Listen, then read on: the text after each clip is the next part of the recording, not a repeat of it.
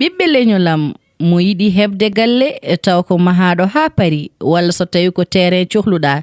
jokkodiri e agence immobiliére Caabibi gonɗo ɗo e Mariste Sara Birios Doore mo yiɗi heɓde noddirguel mabɓe mbatta ko 33 832 15 63 walla mbaɗa 77 515 62 74 agence Caabibi ko ɗo woni e Mariste kono joɗorguel mabɓe nan ɗo to Pikine hedde arène national mo yiɗi heɓde noddirguel ɓen ɗon mbatta ko 33 834 01 42 agence Caabibi caɗele meɗen gasi.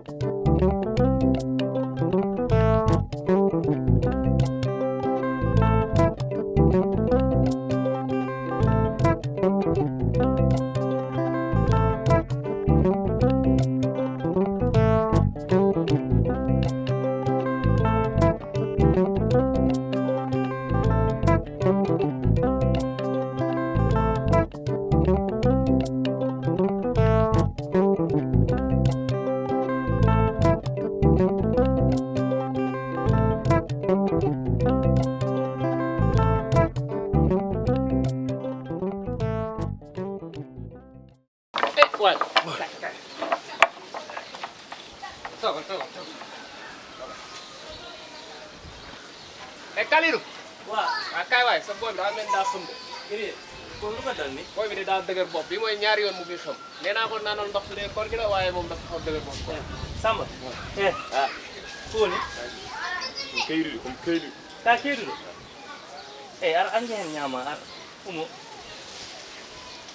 Ko ni mi da? Ko kayru. Umu, xana ka kordo? Ha? Korre ye. Ka kordo. A ñaman gi lu suwal? Ñawen. Umu ñeen kan umu. Boy daro hati daro na tok ba tane mu soog xey waaw ba mu demé mu lek daro Samba daro ta kiru yen gala ñama daro ha fewo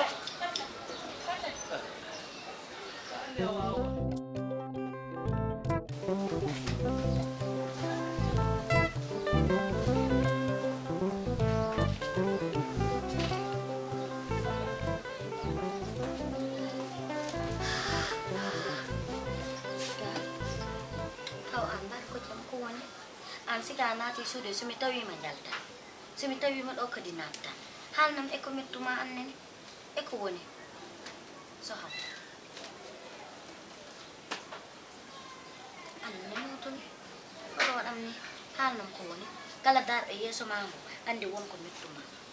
halnam ko mettuma ko won ko mbad mi mitina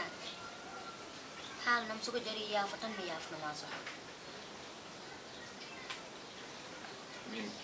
amedi nande doye galle o wima Ayssa awadi kam ko musika mu biya maynum ambiya kam ha bi awadi kam ko musika terawat te won te wadata ne zaman inshallah ñu dañane ko musika men man yettude Allah sabu gilen resma mi hajur su wima mi haddo a hada don su wima mi yaato ngaya ya had don su wima wadanam dum do a wada sahaji ni a fatta ha wima ni wat a jewa tan ganda ko jinmi ko parce que déjà test class mo jogida wo testude min kam yeso ngo yahani ngara hayam dum andande kam wiide mo non parce que ara faami kono bamma famani mi e te bamma hodi tan koy tonde ko woni hanki ko affaire o ha joni ni musique ha joni parce que baba ari tan ko pour bonen demi da min dum jimi ittimo fuura tan ko pour bonen demi ko nawi mo ha atelier Samba yen mo haala don ko haalata don min ko way haalde do e galle o mo way dum ay waddi ACT mo way waddi dum ak yir kono yaltoyde yaade ha adle to désolé moi e gele yero oto wonni an ɓuri andu baami hankadi ko mawɗo ala ko mawɗo ko jaho fuutude so woppatni min tongotomo ɗo ene ha wiya ket min nanne moy porté bagage ɓe habbo mu waɗa ɗum ko bagage mi waɗa mo fourrière to mi haalan ma ay babam ko mawɗo duuɓi makko jehi o naywi hakkille o nani yaha anne haɗa wawi konngol arngol fof konngol rutto yero fahmanam babam sabi allah fahmu ɗum sabi allah fahmira ɗum sabi allah sabu ko jignaɗo ma gacca ɗum mais babam kala ko waɗi tan kaala kala ko waɗi tan kaala mais an kadi a foti foftade han kadi mais tawɗi ko ɗum mettuma mi raari he mi andi ala ko mbawmi hen mbiɗa andi kam koko waɗi ko wona lawol mais eko mbawmi hen mais fahmu ɗum haɗani min o mo ganduɗa min woni joom suudu ma guila kumanɗa kam ha joni mi meeɗa huɓɓinde ɓerde ma mi meeɗa waddema ko mettuma wadde an raariram ɗum sabi allah ndaara kam muñana ɗum sababu ne fittanam ɗum mo kala wonmo ƴewdate mo kala wonmo taki ina ɗum raarde mais tawde ko noon ha ko noon mi woppima wat ko welma siko welima riwu ɗum siko welima hum ɗum nawta footo mini ko nder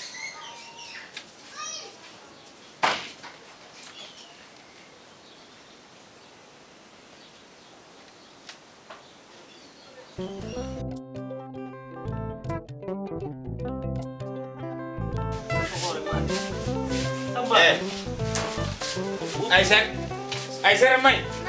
ar ko heeɓi o de Samba mo waddanno ko woni mbar ko jam Samba Samba la ilaha illa mati ko kamate noon pourquoi ça Kotaari fettugal ngeen babo wat seede babo kotaari fettugal ngeen babo wat seede o ni tabani ngo wanma mi fiyanimo o ko atelier mbirtimomo omo fadɗi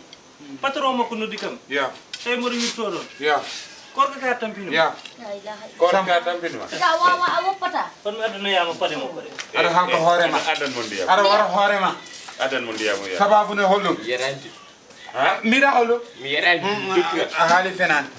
ha ndiyam namaɗa jokiran a jogitat korko ma de ala wi o jokki moƴƴi mboɗo wawi wi o jokki wob ndiyam tan ha gongol yoɓa mboɗo wawi jokkide har way luwam jogi poto wona jeeten ina laaɓima natti wawde luwam poto luwam wi o poto jokkitat o jokkita hande hano ani a jokkita ka jaro ndiyam Ayssa bellon poto andu poto e babo kanko ne wi ko ina wawi kay woɗ ɗum tan he ko matata ndiyam dam o wi o jokkitat mbaɗa moole Allah wona korko ma sa waɗi o yeeso korko ma sa waɗi o yeeso mbaɗoji a mbiyama nda o jokkitata wen e o jokkitata hollum waɗani jaaɗo ha fadɗi natti wawde hoore wona kanko wi o jokkita mbaɗama ngo yeeso sumbukende mbaɗama ni kay wiyowi eyyi o wiyata eyyi he nda yeeso babo ala nene babo ane wala ina wawi jokkide mi jokkiren babo sama natti wonde kurkoto dampina jokkiren ma hoore mbaɗa wawi jokkide Ayssa an ka paɗɗi mi yerani ala mi faɗɗaki min kam paɗɗi ala o natti wawde babo o wi o wowani korko ɗum addanimo faddade o wowani korko so yeehi ha wowi gas joni ko fos o foti ɗum wodena ko fos he naya mi yerani moƴƴi mboɗo wawi jokkide mboɗo wawi jokkide aɗa wawi aɗa wawi Mboɗo wawi. aɗa lamma kam sa maayi ko jeygol paaɗa no ɗum natti wonde korka an e jamirɗoma fof son maayi jeygol paaɗon no ɗum wonti hanti finna fawde innamaade finna an aɗa foti hulde Allah de an yo haala ka borno tuubu aɗa foti hulde Allah yo de haala ka borno tuubu mbi Anani? yo haala ka borno Anani? tuubu mbi yo haala ka borno tuubu taw ka yo haala ka borno taw ka tuubu Mikail Ah. walla Asrafil baroyim ma laaɓ anani ko wiyata kam ko anani tan yawta ɗum ustada Yeah. haydara way kala ko ari tan mi acca yew kala ko ari tan mi acca yew yo waɗan noon mo tan mi kale ala a accat yawta sabu kadi ko jignaɗo ma wonko waɗa kale ala omo wat kale yero omo wat kale babo yakko omo wat kale mbimi yo haala ka borno tuubu anani ɗum kalantuma mi haala ka ɓorno tuubu eyyi yo haala ka o borno finno tuubu pawɗa yimɓe leyal kaydanaji eyyi an Mouhammad Teresa min kala hollumi kala bonduɗo caya makko hollami mi borta caya mi holluma he eyyi ano mo maɗon eyyi